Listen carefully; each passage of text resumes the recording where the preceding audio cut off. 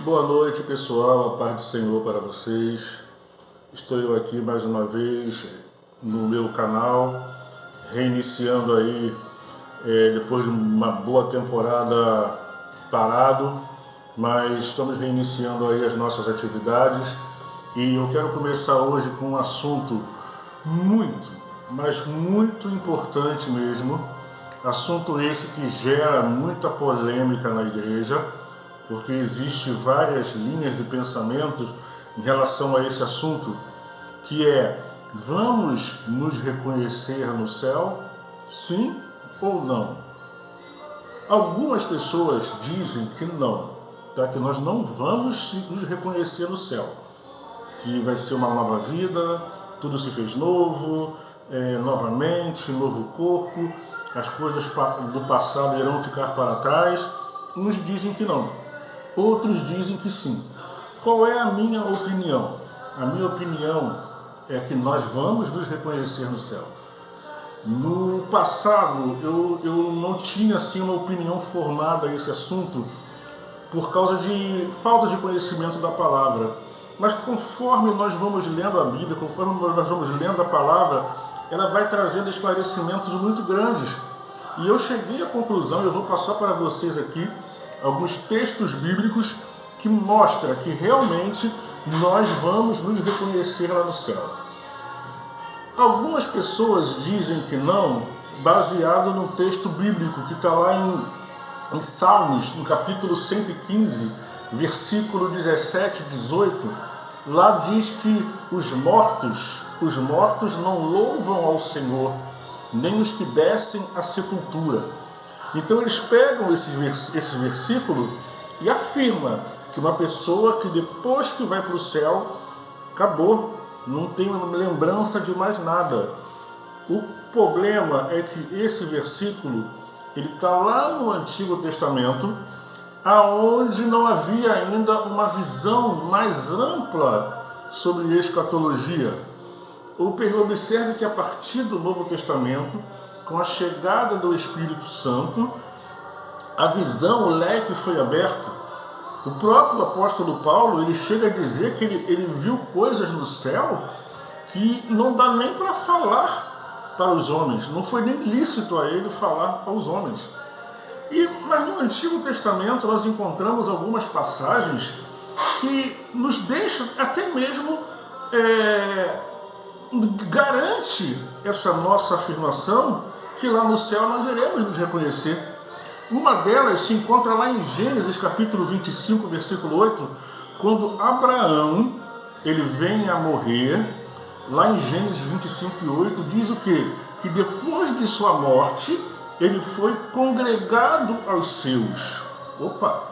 Depois que morre, ele foi congregado aos seus, é o que a Bíblia vai dizer. E interessante que Abraão, Isaac e Jacó, quando morrem, têm a mesma afirmação. Se você vir quando Isaac morreu, lá em Gênesis capítulo 35, versículo 29, você vai ver que após a sua morte, a Bíblia vai dizer que ele foi recolhido aos seus, e depois de ser recolhido aos seus, é que ele foi sepultado. Isaac. Jacó, a mesma coisa. Em Gênesis capítulo 49, versículo 33, vai dizer que após a sua morte, ele é recolhido aos seus. Isso nos leva a pensar: que seus é esse? Após a sua morte, ainda que a Bíblia não diga, não mostre realmente quem são esses seus, a pessoa, vamos pensar, a pessoa morre, a pessoa é sepultada, é recolhida aos seus, depois é sepultada. Isso nos faz pensar, né? Nos faz pensar, mas não para por aí não. Se você abrir lá em 2 Samuel capítulo 12, versículo 23, quando Davi ele falava sobre aquele filho que ele teve com aquela mulher, né, no ato de adultério, você vai ver que depois que Davi soube que aquela criança morreu, observe as palavras de Davi nesse versículo. O que diz lá? Ele fala assim, de maneira nenhuma essa criança poderá voltar a mim, mas eu irei a ela. Ou seja, um dia eu irei a ela. Davi está falando da sua morte, que que após a sua morte ele vai encontrar com essa criança. Ele vai ter um encontro novamente com essa criança. E a própria palavra diz, em Atos capítulo 2, versículo 30, que Davi era profeta. Então, não saiu de qualquer maneira da boca dele. Então, essas duas passagens do Antigo Testamento nos mostram que nós iremos realmente nos reconhecer lá no céu. Mas quando nós chegamos no Novo Testamento, aí a coisa se abre, o leque se abre. Ainda que você não encontre versículos com detalhes dizendo que eu vou conhecer você, eu vou conhecer meu irmão, eu vou rever minha mãe, ainda que você não tenha versículos mostrando isso assim claramente, alguns textos, algumas passagens bíblicas mostram que realmente isso vai acontecer. Por um exemplo, quando você abre a Bíblia, lá na carta de Paulo aos Filipenses, capítulo 2, versículo 16, olha o que Paulo diz. Paulo está falando ali que no dia de Cristo, ou seja, depois do arrebatamento da igreja, ele vai se gloriar em saber que não correu em vão. Por que ele fala isso, gente? Por que ele diz que vai se gloriar por saber que não correu em vão? Porque ele vai encontrar os irmãos na glória. Ele vai olhar para os irmãos, ele vai olhar para a igreja, olha, eu venci, olha aí, ó, eu não corri em vão, vocês também estão aqui. Isso quer dizer o quê? Que ele vai reconhecer cada um lá na glória. Isso é Paulo falando. O escritor aos Hebreus ainda também deixa uma passagem muito interessante. Hebreus capítulo 13, versículo 17, diz o quê? Que os pastores vão dar conta das almas ao Senhor. A igreja que Deus colocou na mão dos pastores, eles vão dar conta dessas almas. Peraí, se a pessoa vai sofrer um apagão, como algumas pessoas ensinam, como é que o pastor vai dar conta de uma coisa que ele não vai se lembrar? Gente, é pra gente pensar. Isso é para pensar. E não para por aí não. Romanos capítulo 14, versículo 12. Lê o que diz aí. Cada um dará conta de si mesmo a Deus. Cada um dará conta de si mesmo a Deus. Pensa. Apagão. Não vou lembrar de nada. Eu vou dar conta de quê? Não é verdade? Então, são versículos que mostram que não vai ser esse negócio de esquecimento total, não. Mas não para por aí, não.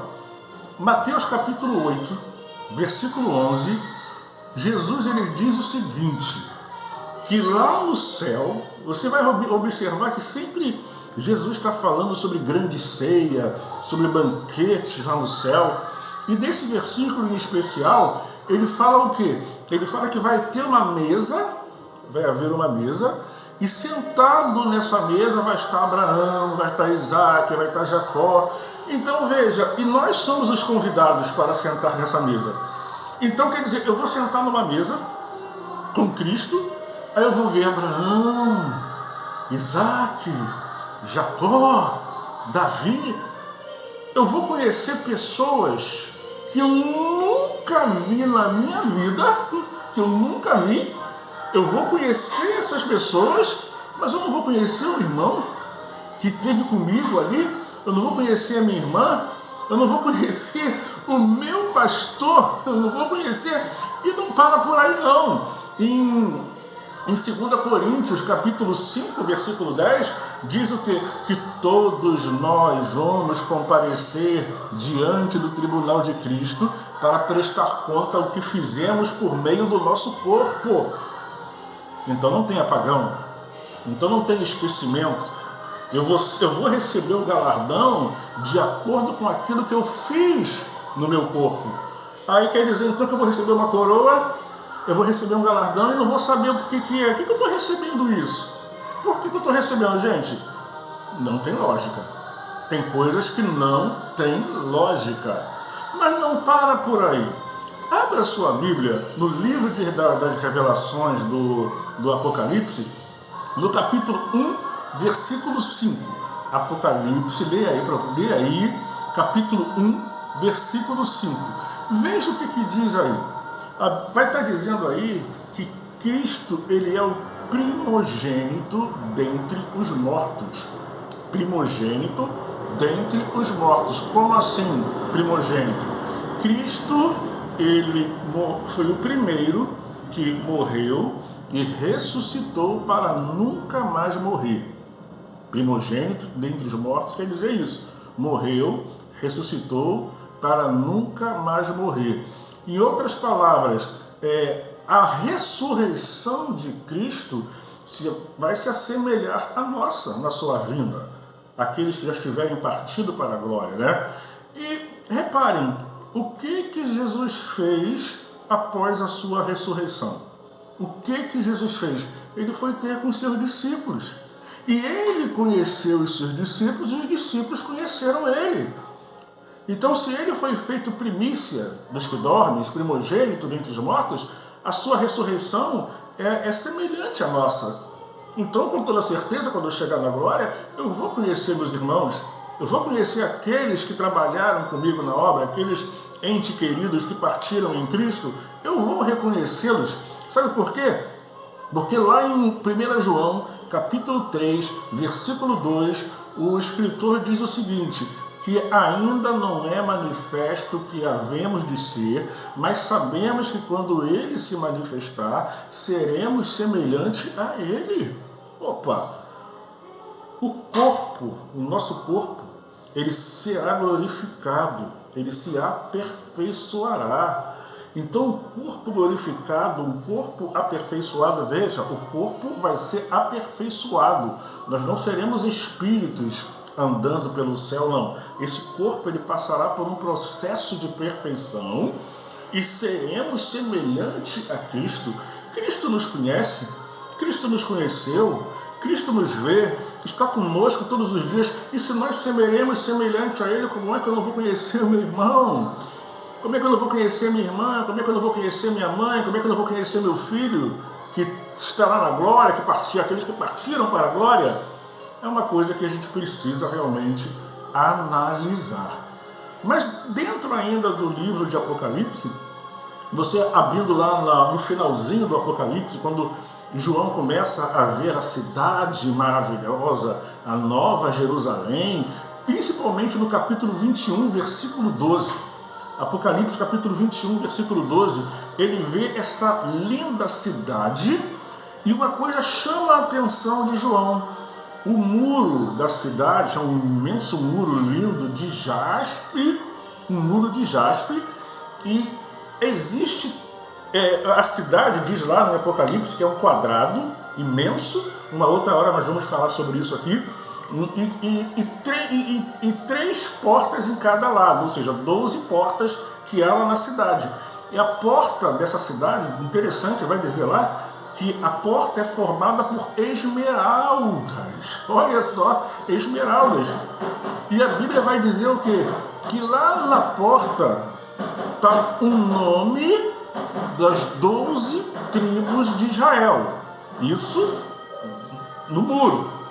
E vai dizer também aí no texto, a partir do versículo 14, que os fundamentos dessa cidade é formado também por 12 pedras preciosas.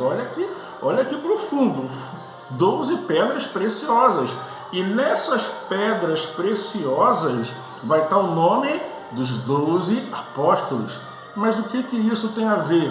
Ora, quer dizer que eu vou chegar lá no céu, eu vou olhar para aquela porta linda de pérola e um nome das 12 tribos de Israel. Eu vou olhar lá para o fundamento da cidade, eu vou contemplar lá em cada fundamento o nome de um dos apóstolos de Cristo. Então quer dizer, eu vou saber que as 12 portas têm o nome das 12 tribos. Esse aqui, Levi. Esse aqui é Judá. Esse aqui é Rúben, os 12 filhos de Jacó. Aí eu vou olhar para o fundamento, eu vou ver lá o nome dos 12 apóstolos: Pedro, João, Mateus.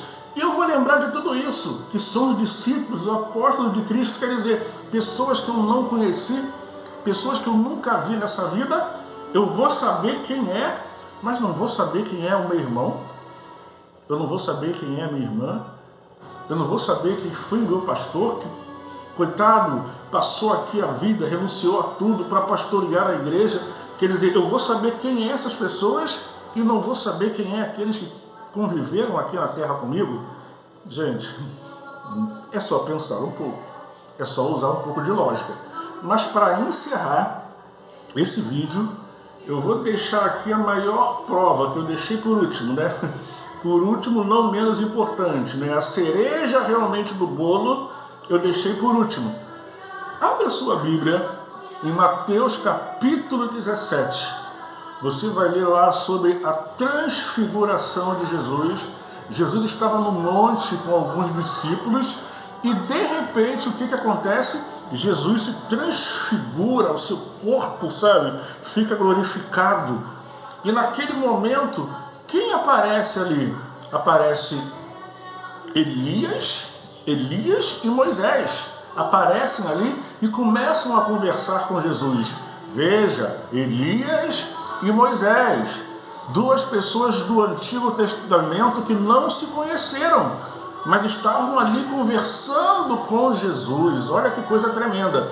Mas o que me chama a atenção foi o quê?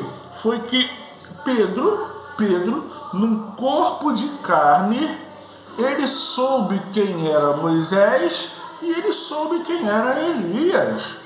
Pedro estava no corpo de carne, ele soube quem era Elias e quem era Moisés. Ele até ficou assim assustado, né? E o que ele diz? Façamos uma tenda para o Senhor, para Moisés e para Elias.